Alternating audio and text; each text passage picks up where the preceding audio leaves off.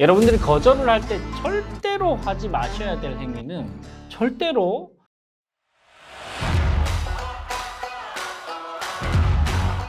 안녕하세요. 협상 전문가 류지연 변호사입니다. 오늘은 거절을 잘하는 사람들은 과연 어떻게 거절하는가, 그리고 최악의 거절 방법은 어떤 거절 방법인가에 대해서 한번 살펴보는 시간을 갖도록 하겠습니다. 사실은 많은 분들이 저한테 이런 고민들을 좀 토로를 하세요. 선생님, 생각보다 거절하는 상황들이 너무나 많은데 거절하는 게 너무 힘들어요. 저는 거절을 피하고만 싶어요 라고 이야기를 하시는 분들이 생각보다 많고, 예를 들면 좀 무례하게 자문을 막 요청을 하거나 어떤 의뢰를 하시는 분들도 있을 수 있고, 아니면 여기까지만 의뢰를 좀 하시면서 저희한테 자문을 요청했는데 처음에 이야기하고 하는 것과는 완전 다른 부분들을 추가로 계속 이야기를 하시는 분들도 있고, 여러 가지 상황에서 업무적으로 그리고 인간관계적으로 거절을 좀 잘하는 스킬들이 생각보다는 너무나 필요하다는 그런 생각이 드는 요즘입니다. 그래서 거절을 잘하는 사람들은 어떤 마인드셋을 가지고 있고 또 어떤 방식으로 구체적으로 거절을 하는지, 거절 전략, 거절 스킬에 대해서 한번 살펴보도록 하겠습니다. 자, 먼저 거절을 잘하는 사람들의 기본적인 마인드셋부터 한번 살펴보도록 할게요. 첫 번째는 거절을 잘하는 사람들은 이렇게 생각합니다.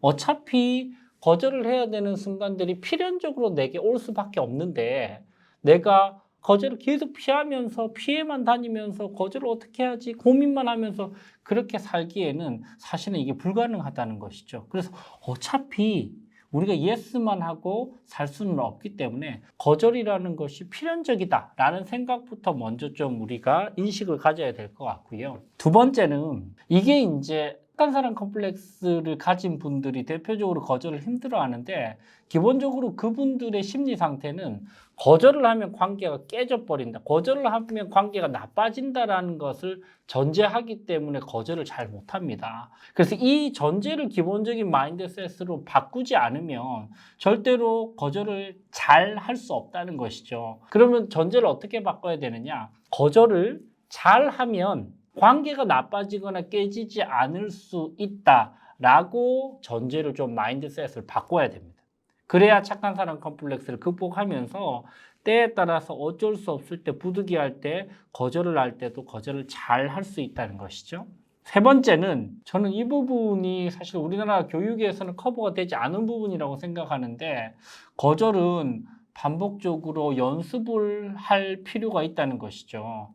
우리는 어렸을 때부터 동방예의지국이다, 친절해야 된다, 예스라고 이야기해야 된다라고 해서 이제 예스를 강요당하면서 살아왔습니다. 물론 긍정적인 거 예스를 해야 될 때 그렇게 이야기하는 거는 너무나 필요하지만, 때에 따라서는 건강한 거절을 해야 될 때, 그럴 때도 우리가 거절을 좀 할 수 있으려면 평소에 우리가 거절 상황에서 피하지 않고 거절을 해보는 그런 습관들, 연습들이 좀 필요하다는 것이죠.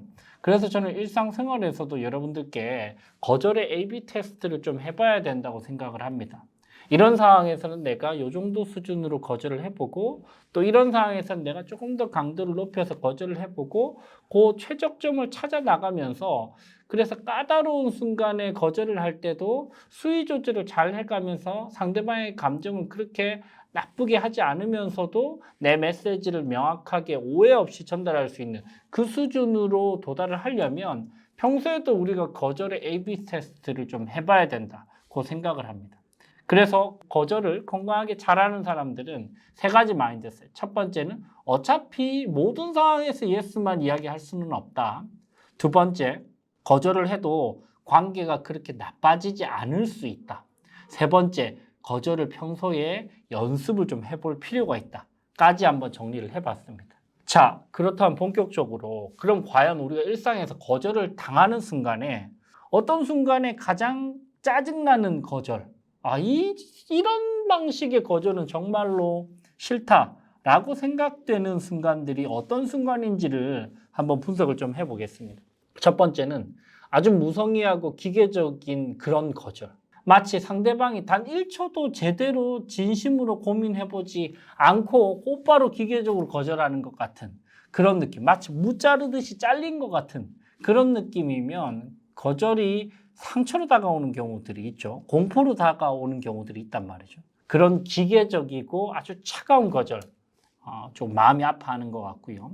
두 번째는 사람에 대한 감정이 있거나 악감정이 있어서 거절을 당했다고 느낄 때. 이건 내재와는 전혀 문제가 없는데 느낌상 제가 나를 싫어해서 그래서 거절한 것 같아. 제가 나를 시기해서 질투해서 그래서 거절하는 것 같아.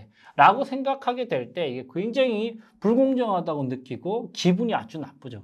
세 번째는 납득도 안 되는 구차한 핑계를 주저리 댈 때. 뭐라고 이야기를 하는데 그게 납득이 전혀 안 되는 그런 핑계밖에 안 된다고 느낄 때 아주 거절이 짜증나는 순간인 것 같고요. 네 번째는 가장 안 좋은 형태의 거절을 당하는 방식은 역시 희망 고문 이후에 결국은 거절을 당할 때. 안 되면 그냥 안 됐다고 그냥 이야기를 해줬으면 제일 깔끔한데 될 듯, 끝까지 될 듯 이런 희망 고문을 한 다음에 결국은 말도 안 되는 이야기로 그냥 거절을 할 때. 이게 차이가 좀 있어요. 그죠? 될 듯 했는데 진짜 이 사람이 노력을 해서 거절을 할 때는 이 사람이 나를 위해서 정말로 노력을 했구나라는 생각이 드는데 반대로 조금 시간을 묵혀뒀다가 그래서 우리는 이게 되나 보다라고 생각을 하는데 갑작스럽게 이게 안 된다라고 이야기를 할 때 이때는 완전히 희망 고문. 차라리 시간이라도 뺏기지 않고 내가 다른 대안이라도 알아봤으면 될 것을 그거를 일방적으로 그렇게 희망 고문 이후에 거절당할 때 굉장히 불쾌하단 말이죠. 그래서 우리가 거절을 당할 때 불쾌했던 그런 유형들을 한번 살펴봤습니다. 4가지 정도 유형을 살펴봤는데 그러면 우리가 그 반대로 생각을 해보면 즉 이렇게 짜증나는 거절, 아주 불쾌한 거절 이 상황들을 반대로 생각을 해보면 요렇게는 하지 말아야 우리가 제대로 된 그리고 건강한 그리고 잘된 거절을 할 수 있겠다를 자연스럽게 떠올려 볼 수 있는 것 같아요. 첫 번째는 무자르듯이 하는 그런 기계적인 즉답은 좀 피할 필요가 있죠. 그죠? 그러니까 1초도 생각을 하지 않고 저 사람이 나에게 이야기를 했다고 느끼면 대부분의 사람들이 불쾌해하기 때문에 약간의 그 성급함을 죽이고 약간의 고민하는 시간적인 텀을 둘 필요가 있는 것 같아요. 그래서 즉답적으로 곧바로 이건 안 된다라고 이야기할 게 아니고 그 부분에 대해서는 그러면 내가 좀 생각을 해보고 내일 오전까지 이야기를 전달 드려도 될까요? 라고 이야기를 한다든지 아니면 이 부분은 저 혼자 고민할 부분은 아닌 것 같은데 저희 팀 내부적으로 고민을 해보고 저희가 이번 주 금요일 오전까지는 회신을 드리겠습니다. 라고 말한다든지 그 정도의 시간적 여유를 조금만 주면 상대방이 충분히 이 사람이 한번 고민을 해보는구나 라고 생각을 하고 납득을 하는데 곧바로 무자르듯이 딱 잘라버리는 그런 거절은 아주 성의 없어 보이고 무시당하는 기분이 든다 라는 부분이고요. 두 번째는 거절을 할 때는 사람과 거절의 쟁점 이슈를 조금 분리해서 고민할 필요가 있다는 것이죠. 여러분들이 거절을 할 때 절대로 하지 마셔야 될 행위는 절대로 사람이 싫다는 이유로 아니면 그 사람을 내가 시기 질투한다는 느낌을 주면서 아니면 그 사람에 대해서 컴플렉스가 있다는 느낌을 주면서 거절을 하면 이건 최악의 거절입니다. 이거는 불만을 폭발시키는 대표적인 상황이죠. 그죠? 그래서 사람과 쟁점을 조금 우리가 분리해서 설명해 줄 필요가 있습니다. 한마디 정도만 더 추가적으로 좀 배려를 하면서 디테일하게 언급을 해줘도 된다는 것이죠. 김 과장님, 제가 김 과장님이랑 한 3년 넘게 일을 해오면서 저희가 신뢰관계에서 일을 해온 것은 아시죠? 저는 김 과장님 개인적으로 사적인 감정 전혀 없이 사실 굉장히 좋아하는데 이 이슈에 대해서는 저도 사실 내부적으로 고민을 해봤는데 쉽지는 않은 것 같습니다. 그리고 그 이유는 이라고 이야기를 하면서 설명을 좀 해줄 필요가 있다는 것이죠. 그래서 그 사람과의 인간적인 관계와 그리고 이 거절의 쟁점에 대해서 조금 나누어서 설명을 좀 해줄 필요가 있다라는 부분이고요. 세 번째는 아무런 이유 없이 거절당하는 것이 가장 싫습니다. 그죠? 그래서 거절을 할 때는 어떤 이유로 거절을 하는지 좀 납득 가능한 거절 이유는 우리가 좀 고민해보고 시간적 투자를 해볼 필요가 있을 것 같아요. 아무 이유 없이 그냥 너는 안 돼라는 느낌을 가지게 되면 상대방은 거의 대부분이 제가 나한테 무슨 감정이 있나? 이 과정은 너무나 불공평해 라고 이제 불만이 쌓일 수밖에 없기 때문에 조금 여러분들 거절의 이유나 명분을 만들기 위해서 고민해 볼 필요는 있다라는 것이고요. 네 번째는 우리가 가장 싫어하는 거절의 유형이죠. 희망 고문의 유형입니다. 그죠? 희망 고문 당할 때 우리는 가장 힘들고 짜증나고 괴롭습니다. 이게 결국 타이밍의 문제인데요. 너무 성급하게 무자르듯이 상대방이 이야기하자마자 탁 잘라내는 거, 이것도 좀 문제가 됩니다. 그래서 성급함을 좀 참을 필요가 있다라고 말씀을 드렸지만, 반대로 괜히 시간을 질질 끌면서 상대방에게 희망을 듬뿍 안겨주고 나서 거절을 하면 이거는 상대방 입장에서 마치 모욕당한 것 같은 그런 기분, 나쁜 감정이 들거든요. 그래서 시간을 절대로 너무 길게 가지고 가는 것은 좋지는 않은 것 같습니다. 그 줄을 넘기는 것은 별로 좋지 않을 것 같고요. 보통 뭐 반나절 정도 생각을 해보고 아니면 한나절 정도 생각을 해보고 적어도 상대방에게 반나절에서 뭐 하루 정도 아니면 길어도 뭐 일주일을 넘기면 안 될 텐데 그걸 마치 푹 묵혀뒀다가 본인도 마치 깜빡 잊은 것 같은 그런 느낌을 주는데 상대방은 여기서 희망, 이게 될 건가 보다 저렇게까지 이야기를 안 하는 거 보니 뭔가 좋은 시그널인가 기대를 하게 만들면서 결정적으로 거절을 하는 것은 가장 안 좋기 때문에 사실 여러분들이 이거는 좀 기술적으로 커뮤니케이션 기술적으로 본다면 이럴 때는 예약 메시지를 좀 활용을 하시길 권해드립니다. 여러분들 카카오톡에도 예약 메시지가 있습니다. 여러분들 카카오톡에 개별 톡방을 들어가 보시면 톡방 하단에 플러스 표시가 있는데요. 이 플러스 표시를 눌러 보시면 예약 메시지 기능이 있어서 내가 이렇게 좀 거절을 할 때 시간 텀을 약간 두고 거절을 해야 될 때는 반드시 잊지 않기 위해서 예약 메시지를 발생한다든지 이메일을 통해서도 예약 메시지 발송이 가능합니다. 그죠? 그래서 희망 고문하는 느낌은 절대로 피해야 되는, 즉 시간적으로 너무 끌어서 상대방을 지치게 만들고 나서 부정적인 결론을 이야기하는 것은 가장 안 좋은 기억을 안기는 대표적인 방법이 아닌가 생각이 듭니다. 마지막으로 여러분들께 한 가지 좀 말씀을 드리자면 역시 커뮤니케이션 스킬이 너무나 중요한데요.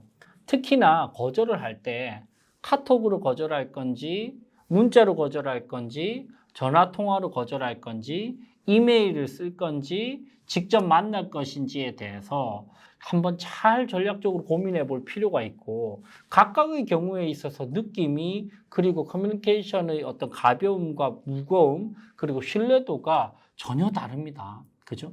여러분들 생각하시기에 가장 가벼운 방식의 커뮤니케이션 수단은 톡을 가볍게 보낸다거나 아니면 뭐 문자를 보낸다거나 전화 통화를 하는 이런 방식들은 좀 가벼운 방식이고요. 이메일을 보낸다거나 아니면 직접 만나서 대화를 하는 것은 훨씬 더 좀 무게감이 느껴지는 경우들이 많죠. 그리고 여러분들 개인적으로도 한번 생각을 해 보십시오. 나는 어떤 까다로운 상황에서 커뮤니케이션을 할 때 대화로 이야기를 직접 얼굴을 보고 하는 것이 사실 잘 먹혔는지 아니면 그때 좀 정중하게 문자나 카톡을 보내고 놓고 나서 그리고 만나는 게 나았는지 아니면 난 만나는 게 안 좋고 오히려 이메일을 깔끔하게 써서 좀 고민해서 써서 정제해서 써서 그리고 이제 발송을 할 때 사건 해결에 도움이 되었는지. 저 같은 경우에는 좀 어려운 상황이면 직접 찾아갑니다. 이게 쉽지 않을 것 같고 오해가 있는 상황이라고 생각하면 저는 그게 어디든 직접 찾아갑니다. 그곳이 창원이면 창원으로 가고요. 부산이면 부산으로 가고 뭐 광주면 광주로 갑니다. 사실은 그렇게 먼 곳을 가는 것만으로도 상대방은 미안한 마음을 가지게 되고 그러면서 조금 더 마음을 오픈해서 커뮤니케이션 하게 만드는 그런 효과도 있거든요. 여러분들 이렇게 까다로운 거절을 해야 되는 상황이면 어떤 커뮤니케이션 수단을 쓸 것인지 커뮤니케이션 수단별로 무게감을 한번 좀 확인을 해보면 이렇습니다. 참고로 여러분들 참고해 볼 만한 논문이 있는데요.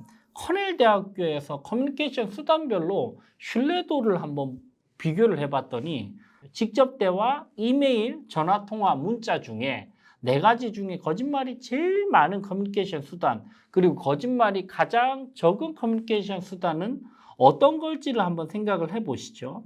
자, 직접 대화, 이메일, 전화통화, 문자 중에 거짓말이 가장 많은 경우는 압도적으로 1위는 전화통화입니다. 전화통화는 무려 37%가 거짓말이고요. 가장 거짓말이 적은 커뮤니케이션 수단은 이메일입니다. 이메일은 14%만이 거짓말이었다는 것이죠. 즉 사실 전화로 하는 것은 얼굴도 보이지 않고 뭔가 증거도 남지 않기 때문에 뭔가 좀 가벼운 느낌이 들고 거짓말이 많이 포함되어 있어서 신뢰도도 떨어지는 그런 느낌이 있고, 반대로 이메일은 좀 정제된 느낌으로 좀 묵직하게 뭔가 정리를 해서 보낼 때 효과가 있다는 것이죠. 그래서 여러분들이 좀 까다로운 거절을 할 때는 이런 부분도 한번 생각을 해보시기 바랍니다. 자, 오늘 거절을 잘하는 사람들의 거절 습관에 대해서 한번 살펴봤습니다. 여러분들 일상에서도 한번 적용해 보시기 바랍니다. 협상 전문가 류지연 변호사였습니다. 감사합니다. 협상 테이블에서 밀리지 않는 협상력을 확보할 수 있는 최선의 솔루션, BNSG 협상스쿨, 류지연의 협상스쿨.